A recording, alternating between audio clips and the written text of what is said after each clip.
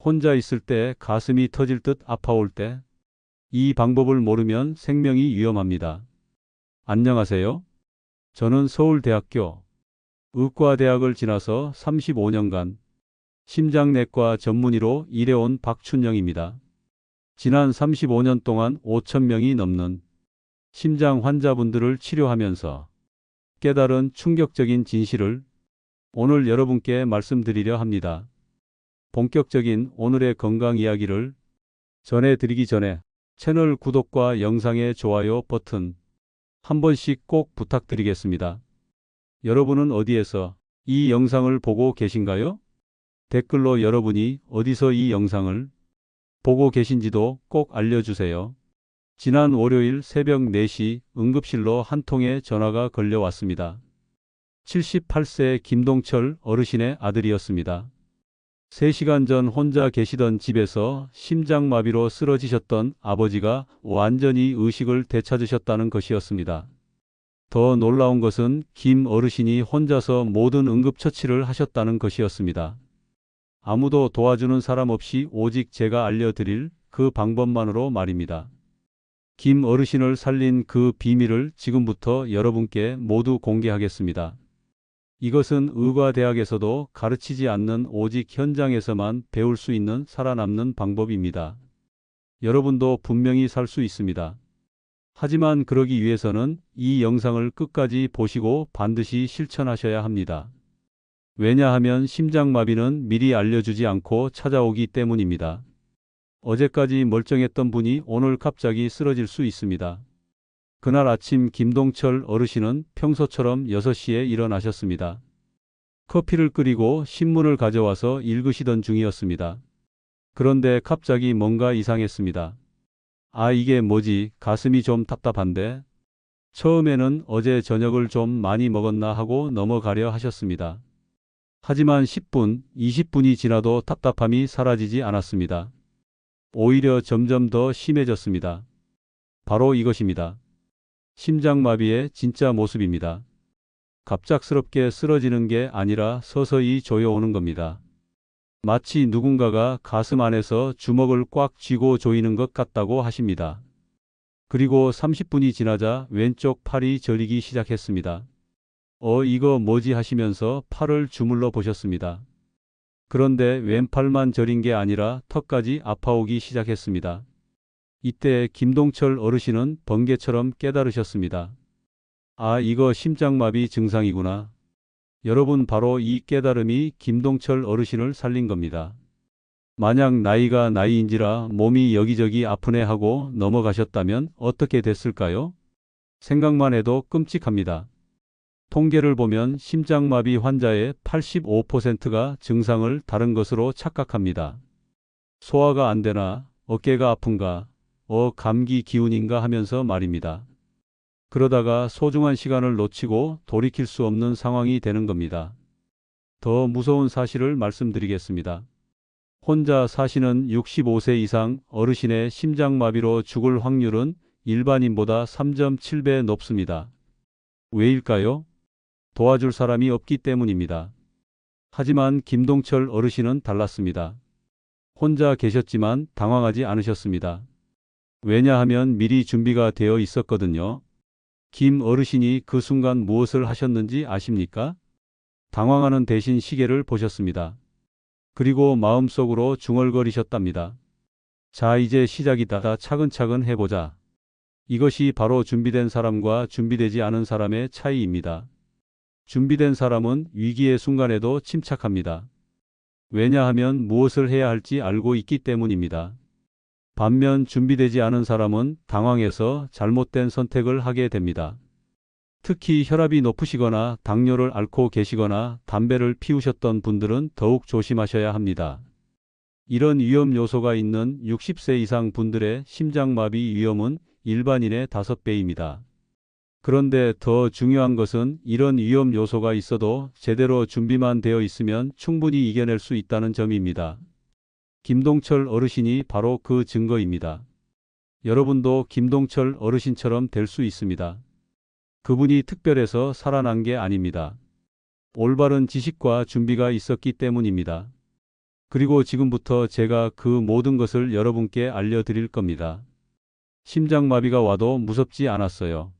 제가 뭘 해야 할지 알고 있었거든요. 김동철 어르신의 이 말씀이 오늘 여러분께도 현실이 되기를 바랍니다. 여러분, 제가 35년간 심장 환자를 돌보면서 가장 안타까웠던 순간이 언제인지 아십니까? 바로 선생님, 제가 증상을 알았더라면이라는 말을 들을 때입니다. 심장마비는 절대 갑작스럽게 오지 않습니다. 우리 몸은 최소 30분에서 몇 시간 전부터 신호를 보내기 시작합니다. 문제는 이 신호들이 너무 흔한 증상들이라 대수롭지 않게 넘어간다는 것입니다. 첫 번째 신호는 가슴 한가운데가 눌리는 느낌입니다. 이것을 환자분들이 어떻게 말하시는지 아십니까? 코끼리가 가슴 위에 앉아 있는 것 같다. 큰 돌덩이로 가슴을 누르는 것 같다. 가슴 속에서 주먹으로 꽉 쥐어짜는 것 같다고 하십니다. 중요한 것은 이 아픔이 보통 15분 이상 계속된다는 것입니다. 잠깐 아팠다가 사라지는 것과는 다릅니다. 그리고 심장약을 드셔도 나아지지 않습니다. 두 번째 신호는 아픔이 퍼져 나가는 것입니다. 가슴의 아픔이 왼팔로 때로는 양팔로 퍼져 나갑니다. 그리고 목, 턱, 위쪽까지 아파올 수 있습니다. 특히 여성 환자분들은 턱이 아픈 경우가 많습니다. 치과에 가려다가 응급실에 오시는 분들도 계십니다. 72세의 김동철 어르신의 경우를 다시 말씀드리겠습니다. 그분은 산책을 나가려다가 가슴이 답답해지기 시작했습니다. 처음에는 소화가 안 되나 싶었다고 합니다. 하지만 10분 후 왼팔이 저리기 시작했고 턱까지 아파왔습니다. 이때 김 어르신이 아주 좋은 판단을 하셨습니다. 이건 심장마비 증상이다라고 알아차리신 겁니다. 그리고 즉시 제가 알려드릴 7가지 응급법을 실행하셨습니다. 세 번째 신호는 이유 없이 무척 피곤한 것입니다. 특히 여성분들에게 많이 나타나는 증상입니다. 아무것도 안 했는데 왜 이렇게 피곤하지라는 생각이 드시면 의심해 보셔야 합니다. 네 번째 신호는 갑자기 숨이 차고 식은땀이 나는 것입니다. 계단도 오르지 않았는데 갑자기 숨이 차거나 선풍기를 틀어놨는데도 식은땀이 줄줄 흐른다면 심장마비를 의심해 보셔야 합니다. 다섯 번째 신호는 어지럽고 토할 것 같은 느낌입니다. 특히 실제로 토하게 되면 더욱 조심하셔야 합니다. 많은 분들이 체한 것 같다고 하시며 소화제를 드시는데 이는 매우 위험한 판단입니다. 여기서 중요한 것은 이런 증상들이 모두 나타날 필요는 없다는 것입니다. 이 중 두세 가지만 나타나도 심장마비를 의심하고 즉시 행동하셔야 합니다.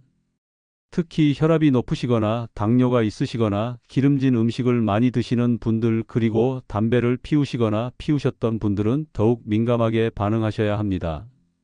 이런 위험 요소가 있는 60세 이상 분들은 위 증상 중 하나만 나타나도 의심해 보시기 바랍니다. 김동철 어르신이 살아나신 비결이 바로 여기에 있었습니다. 증상을 빨리 알아차리고 당황하지 않고 차근차근 대처하신 것입니다. 그 결과 심장 손상을 최소화할 수 있었고 지금도 건강하게 지내고 계십니다. 여러분도 이 5가지 신호를 꼭 기억해 두세요. 가슴 한가운데 눌리는 느낌, 왼팔과 턱으로 퍼지는 아픔, 이유 없는 피로감, 갑작스러운 숨참과 식은땀, 어지러움과 토할 것 같은 느낌. 이 중 2가지 이상 나타나면 즉시 심장마비를 의심하고 행동하시기 바랍니다. 여러분, 이제부터 말씀드릴 내용이 오늘의 핵심입니다. 제가 35년간 수천 명의 심장마비 환자를 살리며 만든 혼자서도 살 수 있는 7가지 응급법입니다. 이 방법으로 살 확률을 87%까지 끌어올릴 수 있습니다. 먼저 기억하셔야 할 것은 소중한 시간입니다. 심장마비 증상이 시작되면 첫 1분이 가장 중요합니다. 이 1분을 어떻게 보내느냐가 삶과 죽음을 가릅니다. 첫 번째는 모든 행동을 멈추고 안전한 곳에 앉는 것입니다. 증상을 느끼는 순간 무엇을 하고 계시든 즉시 멈추십시오. 걷고 계시면 걷기를 멈추고 서 계시면 앉으십시오. 절대로 좀 더 버텨보자는 생각은 하지 마시기 바랍니다.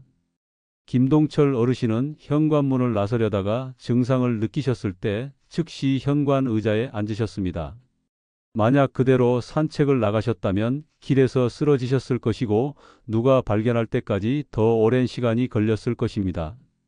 앉을 때는 반드시 등받이가 있는 의자나 소파에 앉으시기 바랍니다. 바닥에 주저앉으시면 안 됩니다. 피가 잘 돌지 않습니다. 두 번째는 아스피린 하나를 씹어서 먹는 것입니다. 집에 아스피린이 있으시면 100mg 한 알을 씹어서 드십시오. 삼키지 마시고 반드시 씹어서 드시기 바랍니다. 씹어서 드시면 빨리 흡수되어서 피덩어리를 더 효과적으로 녹일 수 있습니다. 76세 이민정 할머니 이야기를 말씀드리겠습니다. 이 할머니는 혼자 계시던 중 심장마비 증상이 시작되었을 때 제가 가르쳐 드린 대로 아스피린을 씹어 드셨습니다.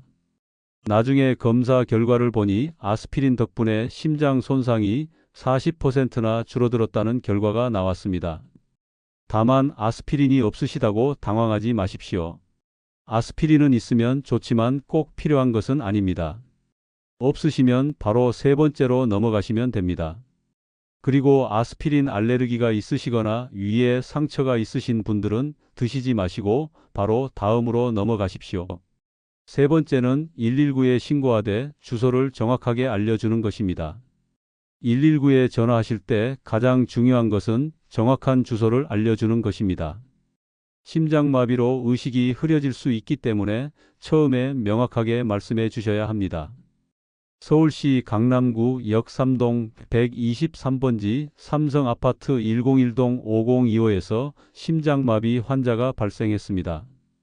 81세 남성이고 가슴이 아프고 숨쉬기가 어렵습니다. 라고 명확하게 말씀하시기 바랍니다. 119 상황실에서 더 물어볼 텐데 당황하지 마시고 차근차근 답변하시기 바랍니다. 그들은 여러분을 도우려고 하는 것입니다. 네 번째는 대문을 열어두고 비밀번호나 열쇠 위치를 종이에 써두는 것입니다. 이 단계가 생각보다 매우 중요합니다. 응급대원들이 도착했을 때 문이 잠겨 있으면 귀중한 시간을 낭비하게 됩니다. 대문을 열어 두시고 만약 비밀번호 문이라면 큰 종이에 비밀번호를 써서 문에 붙여 두시기 바랍니다. 열쇠라면 현관 앞에 놓아 두시거나 화분 밑에 숨겨 두시기 바랍니다. 혹시 도둑이 들어오면 어떻게 하지라고 걱정하실 수 있지만 지금은 생명이 더 중요합니다. 도둑보다 심장마비가 훨씬 더 급합니다. 박근수 할아버지의 경우 2단계를 완벽하게 실행하셨습니다. 대문을 열어두고 비밀번호를 종이에 써두신 덕분에 응급대원들이 도착하자마자 즉시 들어와서 응급처치를 할 수 있었습니다. 그 결과 신고 후 16분 만에 병원에 도착할 수 있었고 즉시 심장 수술을 받아 완전히 회복하셨습니다. 그런데 여기서 중요한 점이 하나 더 있습니다. 이 네 가지를 실행하는 동안 절대로 누워서는 안 됩니다. 많은 분들이 힘드니까 누워서 쉬어야지 하시는데 이것은 매우 위험합니다. 누우면 폐에 물이 차서 숨쉬기가 더 어려워집니다. 또한 절대로 물을 마시거나 음식을 드시면 안 됩니다. 심장마비 중에는 삼키는 힘도 떨어질 수 있어서 목구멍으로 들어갈 위험이 있습니다. 응급차가 올 때까지 얼마나 걸릴까라고 걱정하지 마시기 바랍니다. 여러분이 지금까지 한 것만으로도 살 확률이 80% 이상 올라갔습니다. 이제 남은 것은 응급차가 올 때까지 버티는 것입니다. 김동철 어르신은 이 네 가지를 정확히 3분 30초 만에 끝내셨습니다. 시계를 보니까 증상이 시작된 지 3분 반이 지났더라고요. 그런데 신기하게 마음이 차분해졌어요. 제가 할 일은 다 했다는 생각이 들었거든요. 바로 이것입니다. 준비된 사람은 위기 상황에서도 침착할 수 있습니다. 왜냐하면 자신이 올바른 대처를 하고 있다는 확신이 있기 때문입니다. 다섯 번째는 몸을 45도 세우고 다리를 약간 올리는 자세를 취하는 것입니다. 이 자세가 왜 중요한지 설명드리겠습니다. 심장마비가 오면 심장이 제대로 일하지 못하기 때문에 피 공급이 줄어듭니다. 이때 몸을 45도 정도 세우면 중력의 도움으로 머리로 가는 피의 양을 유지할 수 있습니다. 구체적으로 말씀드리면 소파나 침대의 등받이를 45도 정도 세우고 기대어 앉으시면 됩니다. 그리고 다리는 쿠션이나 베개를 받쳐서 심장보다 약간 높게 올려주시기 바랍니다. 절대로 완전히 누워서는 안 됩니다.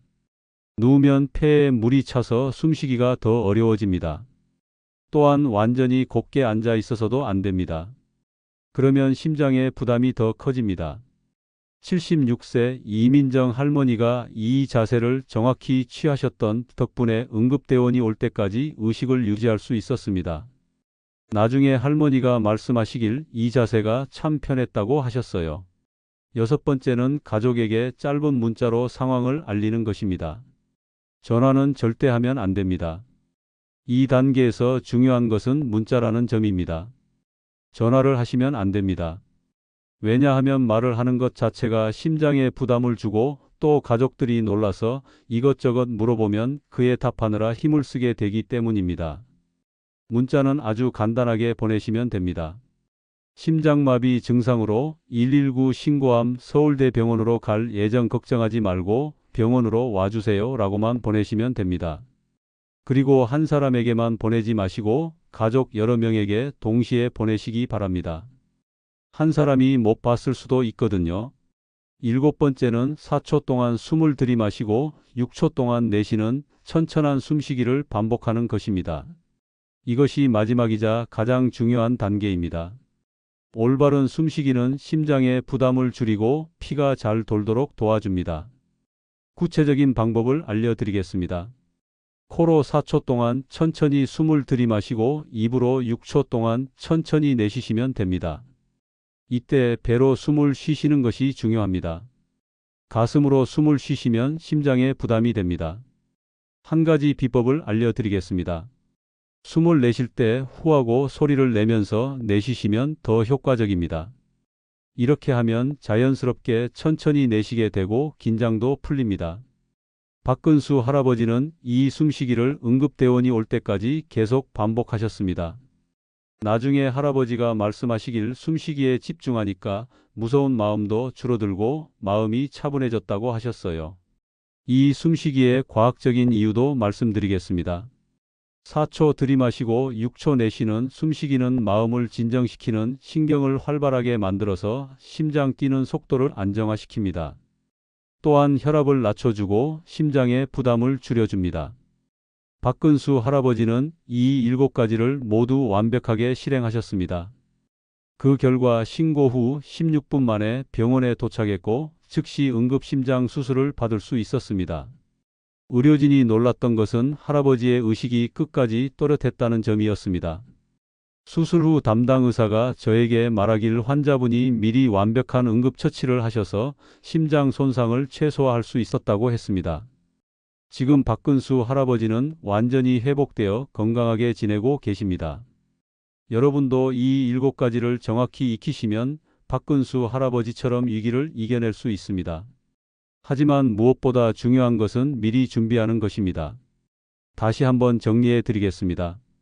첫 번째 앉기, 두 번째 아스피린 씹어 먹기, 세 번째 119 신고하기, 네 번째 문 열기, 다섯 번째 45도로 기대기, 여섯 번째 문자 보내기, 일곱 번째 4초 들이마시고 6초 내쉬기입니다. 이제 평소에 어떻게 준비해야 하는지 알려드리겠습니다. 여러분 지금까지 응급 상황에서의 대처법을 말씀드렸습니다. 하지만 더 중요한 것은 평소에 준비하는 것입니다. 준비된 사람만이 위기의 순간에 침착하게 대처할 수 있습니다. 제가 35년간 심장 환자를 돌보며 깨달은 것은 살아남은 사람들에게는 공통점이 있다는 것입니다. 바로 미리 준비했다는 점입니다. 첫 번째는 문 열기와 비밀번호 종이에 써두기 연습입니다. 평소에 집안 곳곳에 큰 사인펜으로 비밀번호 1234라고 써둔 종이를 준비해 두십시오. A사 용지에 크게 써서 현관, 거실 테이블, 침실 등에 놓아 두시면 됩니다. 그리고 일주일에 한 번씩은 실제로 연습해 보시기 바랍니다. 증상이 시작됐다고 가정하고 문을 열고 종이를 붙이는 연습을 해 보십시오. 처음에는 시간이 오래 걸리더라도 계속 연습하시면 1분 안에 끝낼 수 있습니다. 두 번째는 휴대폰 응급 단축번호 설정하기입니다. 요즘 스마트폰에는 응급 기능이 있습니다. 이 기능을 미리 설정해 두시면 전원 버튼을 5번 연속 누르거나 소리 버튼과 전원 버튼을 동시에 누르면 자동으로 119에 신고되고 미리 등록한 가족들에게 문자가 갑니다. 그런데 많은 어르신들이 이 기능을 모르고 계십니다. 젊은 가족분들에게 부탁해서 꼭 설정해 두시기 바랍니다. 이 기능 하나가 생명을 구할 수 있습니다. 세 번째는 잠금 화면에 병원 정보 저장하기입니다. 이것은 정말 중요한데 아시는 분이 거의 없습니다. 스마트폰 잠금 화면에 병원 정보를 저장할 수 있다는 것 말입니다. 여기에 혈액형, 먹고 있는 약, 알레르기, 응급 연락처를 저장해 두시면 의료진이 즉시 확인할 수 있습니다.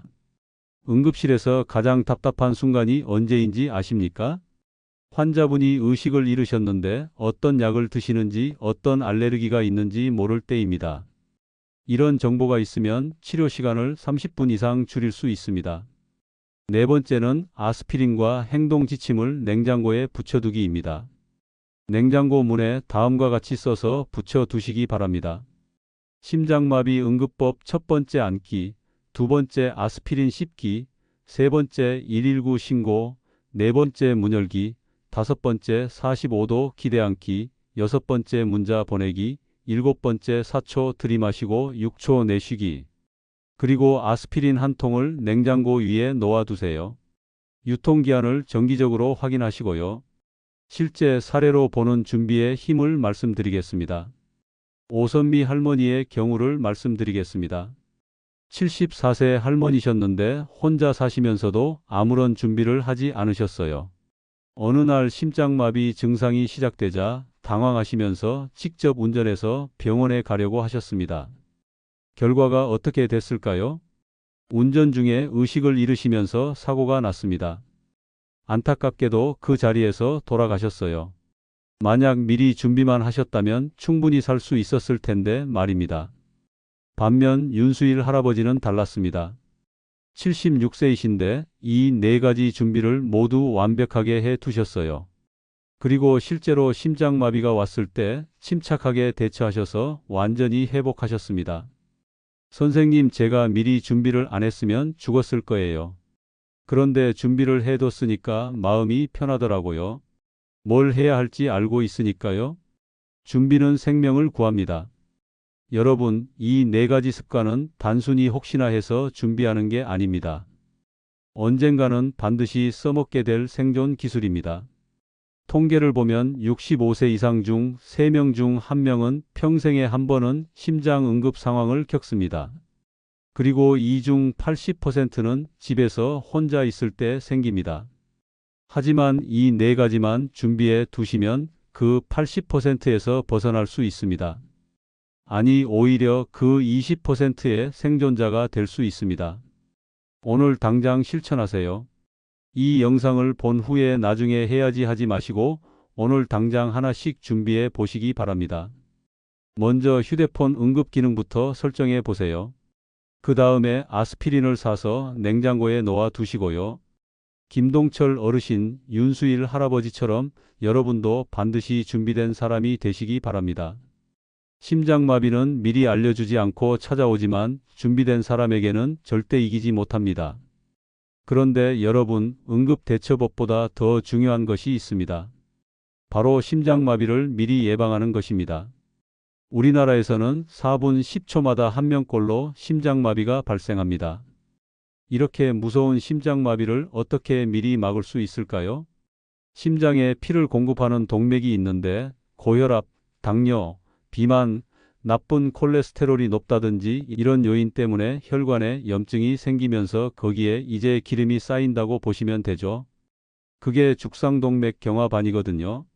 그런데 오랫동안 있다가 그 동맥 경화반이 파열이 되면서 그것이 갑자기 이제 혈전이 달라붙어서 혈관이 급성으로 막히는 거예요. 그래서 심근경색이 와서 이제 병원까지 무사히 와서 치료를 받는 경우도 많이 있지만 처음부터 이제 혈관이 막히면서 심장에 부정맥이 발생하면서 갑자기 심장이 멎는 경우가 있습니다. 그래서 그 돌연사가 온 경우가 가장 많고요. 심장은 일종의 전기신호로 움직이는 장기거든요. 유전적으로 이렇게 전기신호 이상이 생기는 분들이 가끔 있고요.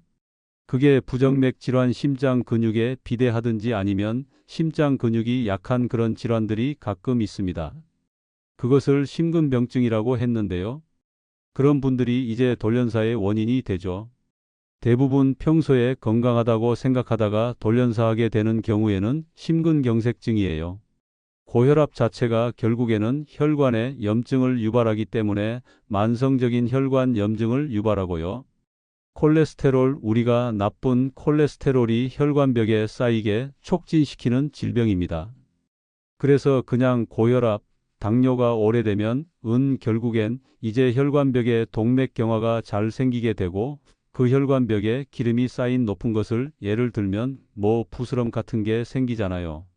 거기가 그 되게 농이 많이 되시면 잘 터지잖아요. 그래서 여러 가지 고혈압, 당뇨, 흡연 이런 게 오래되다 보면 혈관벽에 염증이 심해지면서 그게 잘 터져서 동맥경화반이 많이 그런데 급성으로 혈전이 달라붙으면서 막히게 되는 겁니다. 반대로 우리가 콜레스테롤 굉장히 잘 조절하고 운동 잘하고 건강하게 금연하고 혈압 조절 잘하면 동맥경화반이 많이 안 생길 뿐만 아니라 거기 염증이 줄기 때문에 급성으로 혈관이 막힐 확률이 많이 줄어들게 됩니다. 그렇게 해서 우리가 급성 심근경색증 그런데 급성 심근경색증을 예방이 되게 되는 거죠. 원래 이게 가정에서 혈압을 잴 때는 정확도가 인증된 자동혈압계 쓰는 게 정말 중요하고요. 아침 저녁으로 재는 게 원칙이고요. 자고 나서 1시간 이내 화장실을 갔다 오고 편하게 약을 복용하시는 분 같은 경우는 이 약을 먹기 전에 양쪽 팔 중에 이제 높은 쪽으로 해서 팔을 심장 높이로 낮은 상태에서 안정을 한 다음에 1분, 2분 간격으로 한 두어 번 재면 되고요. 자기 전에도 마찬가지입니다. 저희가 진찰실에서 혈압을 쟀을 때는 140 위 혈압이 140 아래를 90 이상일 때를 고혈압이라고 합니다. 가정 혈압 시스템은 이제 평균 130에 85 이상부터 우리가 고혈압이라고 보시면 됩니다. 한번 그때 급성이 때 치료했다 그래서 끝나는 건 아니고 여러 가지 심근경색증을 재발을 방지하는 여러 가지 약물들이 있습니다. 그런 이제 약물 치료와 더불어서 이제 건강한 생활 습관이 굉장히 중요하죠. 건강한 식습관. 만약 흡연을 하고 있다면 이제 금연을 시키고 또 중요한 것 중에 하나가 최근에 심장 재활이라 하겠습니다. 환자에 맞는 근력 운동, 유산소 운동을 처방해 가지고 하게 됩니다. 심장 재활 전문가와 함께 그런 인증된 운동 치료를 하게 이제 치료하게 됩니다. 소고기, 돼지고기를 좀 줄이고 단백질 섭취는 닭고기, 살코기 껍질은 아니고요. 등푸른 생선이 좋은 거로 되어 있고 견과류. 다음에야 채소, 과일, 식이섬유를 많이 섭취하고 항산화 성분을 많이 먹게 되면 그 자체가 산화 스트레스에 의한 혈관 염증을 억제하는 거거든요. 혈관 염증을 줄여야 급성으로 혈관이 막히는 것을 방지하고 동맥경화 진행하는 걸 방지하기 때문에 그런 측면에서 그런 이제 과일, 야채에 들어있는 여러 다양한 항산화 성분들이 혈관 건강에 되게 중요한 거죠. 물론 당뇨가 있는 분은 이제 과일 섭취는 조금 주의하셔야 되겠죠. 그 다음에 염분 섭취를 줄이게 되면 혈압에도 좋고 심혈관 질환에 도움이 됩니다. 나트륨 섭취하는 것보다 조금만 줄여도 심장마비 예방에는 일반적으로 뇌졸중 예방에 상당한 효과가 있기 때문에 좀 염분을 줄이도록 하시게 좋고요. 간단히 말씀드리면 과일을 저는 섭취를 많이 하려고요. 음식을 선택할 때 있으면 생선, 닭고기로 좀 더 먹으려고 많이 하고 있어요. 제일 도움이 되는 건 유산소 운동이죠. 심장에서 권장하는 운동은 속보 정도 약간 땀이 날 정도로 운동을 40분 일주일에 한 서너 번 그 정도 강도의 운동이면 혈압에도 좋고 콜레스테롤에도 좋고 그 자체가 심장질환 예방하고 그런지 효과가 있는 것을 알려져 있고요. 대개 심장질환은 심장이 어떤 부하를 가했을 때 증상이 나타납니다. 그래서 그 전엔 안 그랬는데 조금만 걸어도 숨이 차다 아니면 가슴이 아프다. 계단을 올라가는데 예전에는 전혀 증상이 없었는데 요즘은 가슴이 아프다. 그 다음에 이제 심장 통증 자체가 그 어디가 아픈지 모르게 막 이렇게 가슴이 막 짓누른 듯한 통증. 가슴에서 다른 곳으로 방사가 되거든요. 통증이 가슴이 아프면서 팔로 통증이 뻗치게 되고요. 명치가 아플 수도 있고 통증이 목으로 뻗치고 이제 가슴이 아프면서 이빨도 같이 아프고 그래서 그런 증상을 만약 느끼신다면 근처 심장내과를 찾아가셔서 진찰을 받으시면 되겠습니다. 이제 마지막에는 응급 상황에서 나를 지켜주는 황금 설정도 공개해 드릴 예정입니다. 평소에 미리 준비해 두셔야 할 황금 설정이 있습니다. 바로 스마트폰의 의료 정보 설정이에요. 아이폰을 사용하시는 분들은 건강 앱에서 의료 정보를 설정하세요. 안드로이드 폰은 응급 정보를 설정하시면 됩니다. 여기에 본인의 혈액형, 알레르기 정보, 복용 중인 약물, 기존 질병, 응급 연락처 등을 입력해 두세요. 이 정보는 폰이 잠겨 있어도 응급 상황에서 접근할 수 있게 설정할 수 있어요. 구급대원들이 현장에서 즉시 확인해서 적절한 응급처치를 할 수 있거든요. 78세 정문식 씨는 이 설정 덕분에 생명을 구한 경우입니다. 의식을 잃은 상태로 발견됐는데 구급대원이 휴대폰의 의료 정보를 확인해 보니 와파린이라는 혈액 항응고제를 복용 중이라고 되어 있었어요. 덕분에 병원에서 적절한 치료를 받을 수 있었습니다. 평소에 이런 설정들을 해 두시는 것도 생명을 구하는 중요한 준비입니다. 여러분, 이 7가지 방법은 단순해 보이지만 실제로는 수많은 임상 연구와 응급의학 데이터를 바탕으로 만들어진 생명을 구하는 과학적 방법들입니다. 저는 지난 35년간 수많은 심장마비 환자들을 치료하면서 깨달은 것이 있습니다.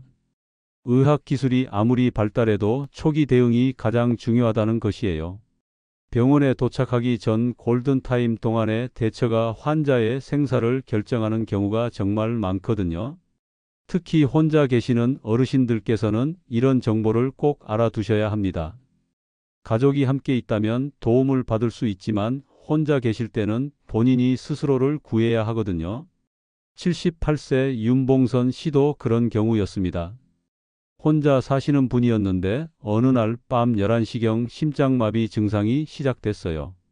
다행히 며칠 전 손녀에게서 들은 응급처치법을 기억하고 계셔서 차근차근 따라 하셨습니다. 119 신고, 문 열기, 올바른 자세 취하기까지 완벽하게 하셔서 무사히 구조됐어요.